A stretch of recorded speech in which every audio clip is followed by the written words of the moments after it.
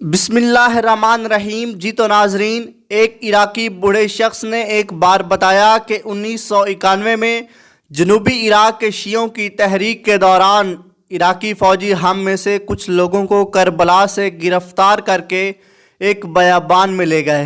Saddam کا داماد کامل حسین اور وہ افسران جنہوں نے امام حسین علیہ السلام کے حرم پاک پر حملے کا آرڈر دیا تھا وہاں موجود تھے۔ صدام کا داماد ہاتھ میں بندوق لیے آگے آیا اور کہا، تم لوگ صدام حسین کے حامی ہو یا امام حسین کے؟ کسی نے جواب نہیں دیا۔ اس نے دوبارہ بلند آواز سے کہا، جو صدام حسین کے حامی ہیں بیٹھ جائیں اور جو امام حسین کے طرفدار ہیں کھڑے رہیں۔ سب بیٹھ گئے۔ اچانک ایک 16 سال کا جوان کھڑا ہوا اور کہا، میں امام حسین علیہ السلام کا طرفدار ہوں۔ صدام کے داماد نے اس سے کہا، ان سب کے سامنے کھڑے ہو جاؤ۔ پھر اس جوان کو گولیوں سے چھلنی کر ڈالا، وہ جو ہماری آنکھوں کے سامنے خون میں نہا گیا۔ کامل حسین نے پھر اپنا سوال دہرایا، تم میں سے اور کون ہے جو امام حسین علیہ السلام کا حامی ہے؟ وہ کھڑا ہو جائے۔ ایک اور جوان اپنی جگہ سے اٹھا اور انتہائی مطمئن اور پرسکون لہجے میں کہا، میں امام حسین علیہ السلام کا محب ہوں اور ان کا ساتھ نہیں چھوڑوں گا۔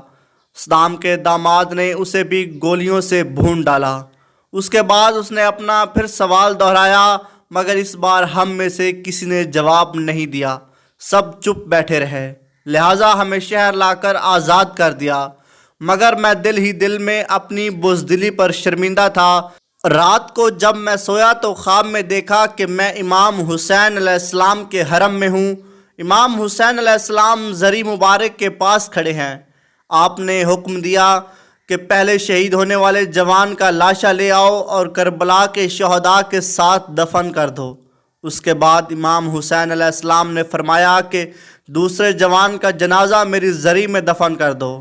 میرے لیے یہ سوال تھا کہ امام حسین علیہ السلام نے ان دو شہیدوں کے درمیان فرق کیوں کیا؟ میں نے آگے بڑھ کر امام حسین علیہ السلام سے سوال کیا۔ امام حسین علیہ السلام نے فرمایا کہ پہلا جوان جب کھڑا ہوا تو اسے نہیں معلوم تھا کہ اس کے ساتھ کیا ہونے والا ہے، پھر بھی اس نے ہماری حمایت کی، مگر دوسرے جوان نے دیکھ لیا تھا کہ اس کے ساتھ بھی یہی سلوک ہوگا اور موت اس کا مقدر ہے، مگر پھر بھی اس نے ہماری طرفداری کی، لہٰذا وہ میرے زیادہ نزدیک ہے۔ تو یہ تھی کچھ نا یقین کرنے والی کہانی۔ تو اب آپ اس کے بارے میں کیا کمنٹ کریں گے؟ اپنی رائے کمنٹ سیکشن میں ضرور دیجیے گا۔ اللہ حافظ۔